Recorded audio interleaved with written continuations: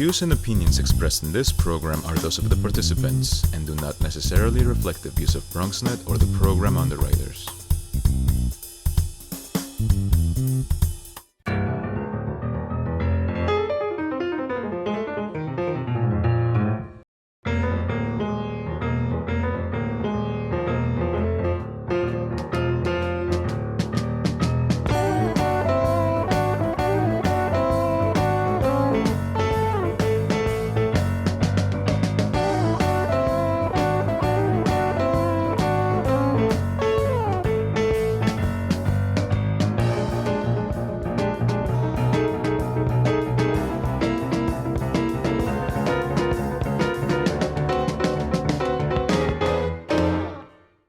Good evening and welcome to BronxTalk. Needless to say, the city's businesses and workforces have been devastated in every way by the pandemic, and the city's budget is a mess. Massive cuts are looming, and so tonight we have the city's chief financial officer with us to review the good, not a lot of it, there is some, I guess, the bad and a lot of ugly.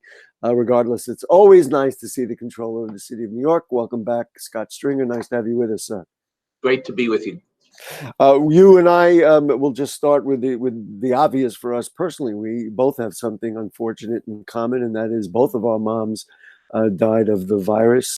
And so I'm sure you had to do the same thing that we had to do, and that is to, number one, not really be able to offer a proper goodbye and offer even a proper funeral. So is there anything about that experience that you want to relate, or you think viewers would be my condolences to you and your family, and also to the thousands and thousands of people who are going through exactly what we're going through, which is its closure is just not there. And I never thought that my mom's loss would happen this way. I never thought it would happen for our family. But, you know, she was a tough lady, and, you know, that generation was very tough. She served in the city council when the city was on the edge of bankruptcy. She was a Bronx lady through and through, a woman who came of age politically in the Bella Abzug, Shirley Chisholm era. And I'm very proud of her. And my stepfather, Carlos Cuevas, as everyone in the Bronx knows, is a former deputy borough president and also the city clerk of New York. So, you know, I've had this front row seat to the city's fiscal challenges since I was a kid growing up. And, you know, Carlos is doing fine, and we're just going to do everything we can to save the city for our children. I'm happy to hear that. I was not aware that your mom was a member of the city council. I didn't realize you had that legacy in. First city council woman from Washington Heights, first woman to hold elective office. She ran as a single parent, and she is somebody who was very much a big part of my life, not just as my mom, but as a political fighter. Well, I guess we'll put this aside for the moment, but at base, this means we have something else in common, because my mom grew up in Washington Heights as well. So there you go. Hard by the George Washington Bridge. There we go. There we go. Anyway, let's get serious here, and as this unfolded, talk about the kind of impact that a controller of the city of New York can have when small businesses are shuttered, when unemployment is through the roof, and of course, when the city's budget is all but unrecognizable. Well, look, this is a crisis that we have no precedent for. We can look back to the 70s, to the hurricane. We could look back to the recession in 2008, but we're talking about a massive loss of jobs, a total shutdown of economic activity. And to bring the city back to life, we're going to have to do this in the most careful, sophisticated way. There are no easy answers, and the challenges are immense. What I keep saying is that what we found through this crisis is that the COVID virus went for the people who suffered the most in this city, people with type 2 diabetes and obesity, and went to communities of color, the likes we've never seen, and that is not being talked about. So when we turn on this economy, rather than go first to Wall Street and the big corporations, we have to have a budget plan for Main Street, for Jerome Avenue, for Fordham Road, for all the communities that have suffered the most We need a victims compensation fund because so many of our frontline workers, nurses and doctors and EMS workers and delivery workers, many will lose their lives. We have to take care of their families, and that's going to be an economic challenge in the federal stimulus. But right now, the state of play, we're looking at a $2 billion budget deficit for 2020. We could look at a $6 to $8 to $10 billion deficit in 2021. We're going to need a robust federal stimulus, the way we've always had that in times of tragedy. We're obviously concerned about Washington and the Trump administration, but this is the issues that I'm working on, making sure when we reopen, we start with the most vulnerable, the people hit hardest by the disease, the people that we all grew up with, who stayed in the Bronx and built the Bronx and built Washington Heights. That, for me, is a legacy for my mom and stepfather. That's what we all believe in fundamentally. And the virus showed the real inequity, Gary, in the system, the healthcare system, the economic system in this city. You know, you've almost jumped to the last question I had listed, and that is, you know, what are we going to be like afterwards? And one of the things I'm hoping, and clearly you're hoping that we learn, is that maybe inequity needs to be made more equitable throughout the city. So can we assume that when you said, okay, now what does a controller do in this situation, that was front and center I mean, because we're going to review a number of initiatives that you have, but that was front and center in the philosophy behind what you put together? Well, that has always been my belief system. And we've talked on this show and over the years about the city doing more for women and minority-owned businesses. Right now, the city spends 20 some odd billion dollars procuring goods and services, law firms, accounting firms. We hire food vendors, you name it, we hire it. And very few of those dollars go to women and minority-owned businesses, like 4.9%. That's why I hired the first city's chief diversity officer. And now, because of COVID, I've asked her to go directly to those MWBs and let's start holding webinars so that small businesses of color have an opportunity to know about federal, state, and local grants and how we can bring those businesses back to life. We're doing it bi-weekly. Hundreds of businesses around the city are participating, and I'm just getting started. We have to use this crisis as a way of finally creating a balance in our economy throughout the 5 boroughs. I recall when the state was working on its budget, I think the quote from Governor Cuomo was when he was asked, how did it go? How was the budget? He goes, "It went great. We have no money." So what are we working with here?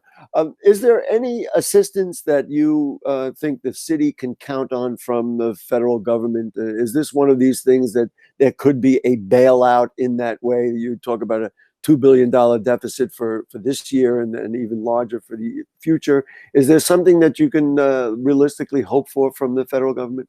No, we have no choice. We need a strong federal stimulus, multiple waves of that stimulus.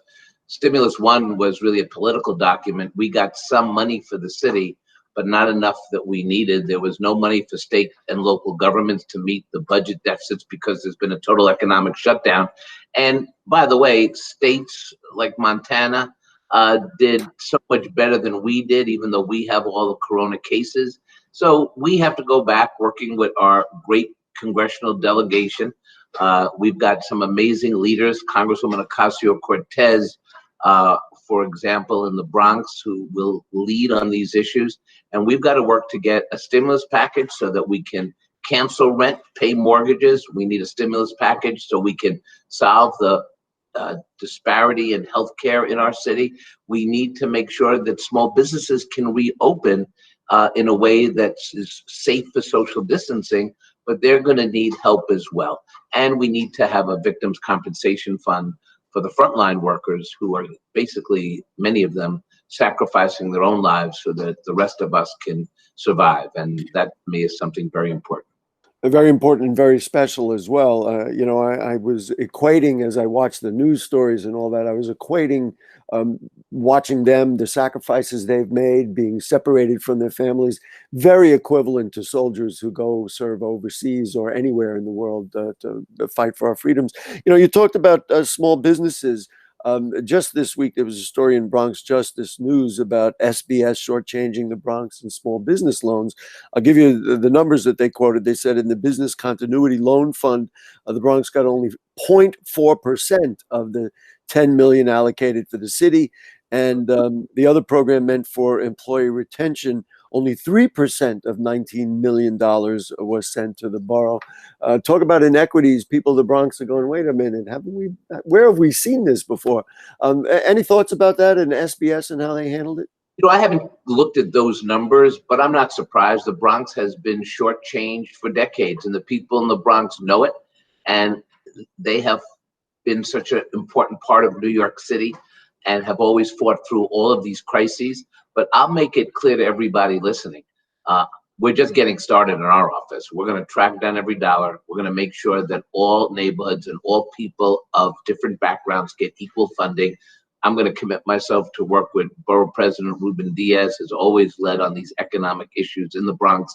We're going to work with the Congresswoman who I mentioned, and we're going to be at the epicenter of restarting an economy that's fair to everyone of all different backgrounds. See, part of what I learned in my mom's passing, and maybe you had the same experience, she was picked up by EMS workers, ambulance workers, taken to the hospital. Those workers sacrificed, put their lives in danger just to get my mom to the hospital. What's going to happen to them and their families? What's going to happen to the people who are the delivery workers, the bodega owners? Somebody has to be there to turn the lights on so people get fed and kids can eat. We must, as a city, prioritize the neighborhoods that have been devastated. Look, I'm confident Wall Street's coming back. Bezos is never going to have a bad day.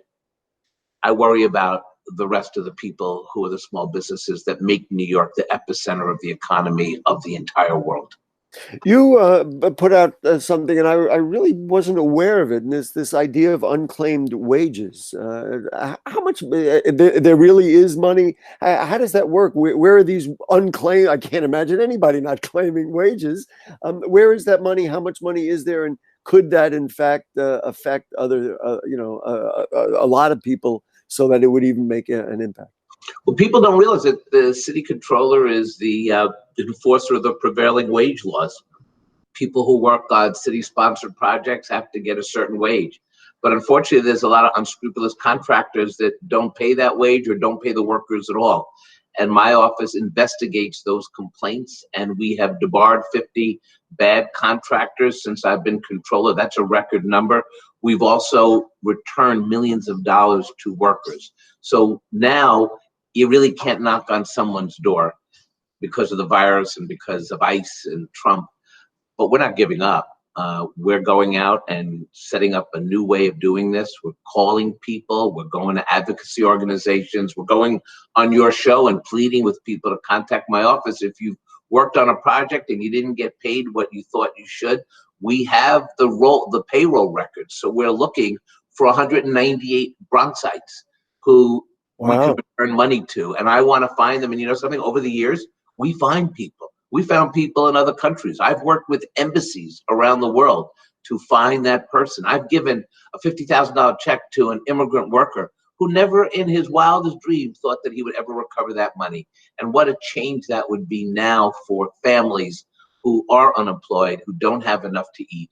And if I could just get some of these workers the money, we will be very pleased. And many people know Josie Estrella from our office and our Law and Adjustment Bureau. They are all over this, and if you could spread the word, I would appreciate it. And then so let's see. As I understand it, you put out that there's $2.5 million in unclaimed wages, and so if somebody thinks they're in this category, what do they do?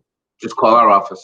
Call the office of the controller and say, "Hey, I think maybe I've been cheated out, or I may have some unclaimed wages in there." Yeah, and if someone calls into you, you call us, and we'll put them in touch.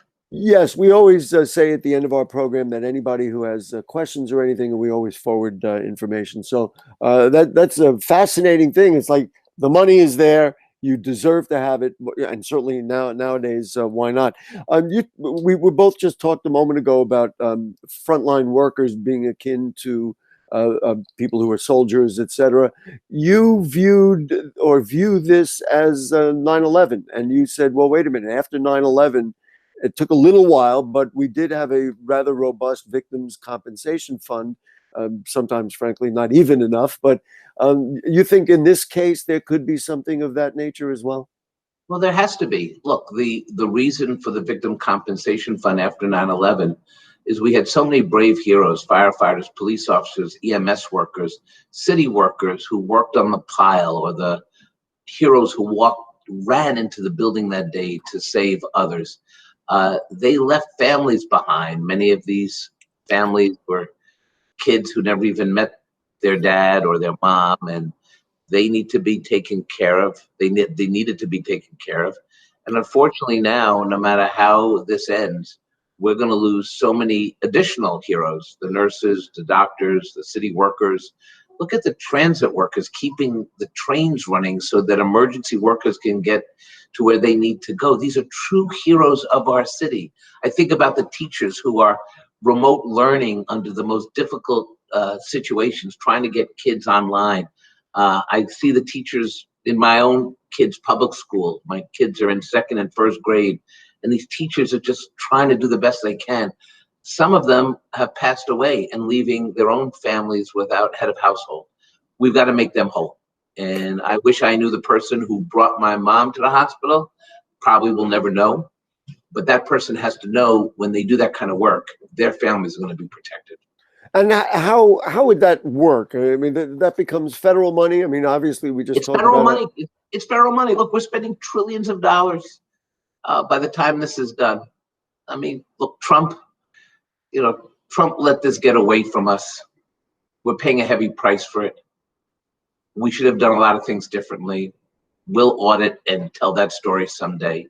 But in the meantime, let's do what we did in 9/11, but let's do it now. Let's start building a national coalition for a federal victims compensation fund so that we're able to take care of the families of the frontline heroes. I know the mayor wants to give them a big parade, hooray, and they'll get their parade, no doubt. And I know we want fireworks, okay. But I'll tell you what families want. They want to know that they're safe, that their kids can go to college, that they can have a life, even if you lose a loved one. That's what we should prioritize first. And I really wish the mayor would say Victims Compensation Fund before he says, hip, hip, hooray, let's have a parade. On that note, both the mayor and governor, I think on one hand, were praised for their forthrightness. They've come out every day. I mean, it takes a lot of work to put all that stuff together every day, let alone, do your job. And then on the other hand, some people said, well, they didn't react fast enough. Had we done this, that, or the other 2 weeks earlier? Curious how you evaluate the performance of both the mayor and governor. Well, right now we're in the middle of a crisis. I do think the governor has shown both leadership assurance. I think the mayor has tried to do that as well. I do think sometimes the mayor just gets caught up in his own persona. But I wish he would practice social distancing so that people would take a lead from him. That doesn't always happen. So, but that's small ball potatoes. The real challenge is going to be how we jumpstart the economy, how we make things better. And they'll be judged by history. And by the way, so will I. In the time I have as controller, people will look to see what we did in our office. And that's what we get when we're public officials. We get scrutiny and we get critique, and we also get praise when things go well. And that's part of the job. I'll give you my impression is that neither the mayor nor governor are responsible for monitoring what goes on across the waters and what dangers might be there. So I would put the first issue with the federal government not really alerting the city so they could react, and not alerting the state accordingly as well. And so they couldn't react. And so then after the fact, it's like, gee, how come you didn't know? Well, we didn't know because it's kind of not what we're looking at every day. That's my impression. You could do 10 shows on the federal government's response to Corona and the disgrace and the blood that they have on their hands. Unfortunately, we will be looking at this probably for the rest of our lives as to what goes wrong when you have a tyrant in office. And I really hope the next generation will correct so much of the mistakes that were made with this generation and this presidency. A lot has been made of various rent freedoms and mortgage freezing and all those kinds of things. But one of the twists in that is, well, you know, you don't have to pay your rent this month, but then, you know, whenever we get back to health or those restrictions are lifted, you're going to have to pay it all back. Is there a forgiveness aspect of this, or could there be one? Or listen, what can you do? You're going to owe this rent. You know, you just have to accumulate it and pay it all back. You know, whether it be June, July, or August. Well, look, there's going to have to be a forceful response to the reality that when you lose your job and you can't pay the rent, then what's the solution? And we do have to cancel rent. And by the way, that should be part of the federal stimulus package. Maxine Waters, the congresswoman, has put in legislation that would create a fund to pay rent, because we also have to make sure that we take care of people's mortgages as well. Congresswoman Ocasio-Cortez has been talking about rent and mortgage and how we can get direct relief to people. That is something that just has to be done. Look, we have to remember, people are not trying to get out of paying the rent. They can pay the rent. They didn't create this disease. The disease came for them. And when you look at communities in the Bronx and so many communities around the city, this virus hit not the wealthiest people, but the poorest people in the city, the people with the biggest health issues, the people with the biggest economic issues. So again, I want to finish where I started, Gary, and say, as we turn on the economy, I would like us to do something that's usually not done. Stimulus monies end up benefiting, for the most part, the people already have money. I'm very confident Wall Street's going to come back. I'm very confident that Jeff Bezos will not miss any dollars from his company. I'm very confident in the resiliency of our financial markets. What worries me in the city right now is the fact that in so many communities ravaged by COVID, we do not have the proper economic response. And while we give great lip service to A Tale of Two Cities, the reality is the Tale of Two Cities hasn't gotten better. It's gotten worse, and it's time that we own up to it. I saw it firsthand. We're all seeing it firsthand. We can't close our eyes to it. When people get diabetes at the age of 60 and obesity and don't have health care options or insurance, what do you think is going to happen when something like COVID enters the atmosphere? Well, it's not going to go to the wealthiest people. They can shelter in place. It's going to go to the grocery store owner, the grocery delivery person, the nurse who takes our families into the hospital. This has to change if we're going to have a just city and a just country. Another segment of the population that you looked at closely are people who are incarcerated, and then the people in the Department of Corrections who take care of them and, you know, monitor our jails. I'll pull out some numbers: more than 1,100 people, over 350 currently incarcerated individuals, and nearly 800 Department of Corrections staff have tested positive for COVID. What do we do? I mean, there was a lot of talk about releasing prisoners. Some of that has happened, but you know, you're a sitting duck and you're in close quarters in many cases. And then certainly the Department of Corrections people, it seems rather impossible to really protect them. I guess you'd need to have them literally in hazmat suits in order for them to effectively move around and do their jobs. So let's talk in general about the whole prison situation, both those incarcerated and the Department of Corrections. What's your perspective? Well, again, this is a tremendous loss of life. First and foremost, the correction officers risking their lives and what's going to happen to their families and themselves. People who are incarcerated have rights. They should not be sitting ducks to a virus that is beyond their control. The space that they're in supports the rapid expansion of the virus. That doesn't help them, the prison system, or our city. A lot of people are sitting in those prisons, for something that is not a dangerous, arrest. And I just think our response has to be faster and forceful. And we have to recognize that, we're all in this together and that we have to help everybody. Is there concern that the wrong people could be released? Look, there's always a concern in a pandemic that lots of things can go wrong. But again, the lesson going forward, and maybe we'll finally learn it, is we need a more robust emergency planning process for the city. We've had a lot of time to think about how we can prepare for different scenarios. People did tabletop the pandemic and what was possible in this country, but we did not prepare for it because, like in good times, you don't see bad things coming. That's why we didn't save enough in the city budget. That's why we didn't do this tabletop planning. And I think the lesson for the next government in the city is that planning and savings and seriousness of purpose will save lives, because we're never going to know what hits us until it hits us, and we have to be better prepared.